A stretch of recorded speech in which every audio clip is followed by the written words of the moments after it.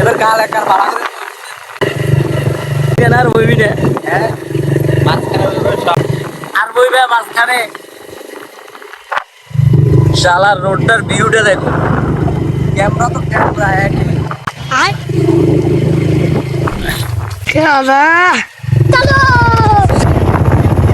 মাঝখানে বইছে মাঝখানে বই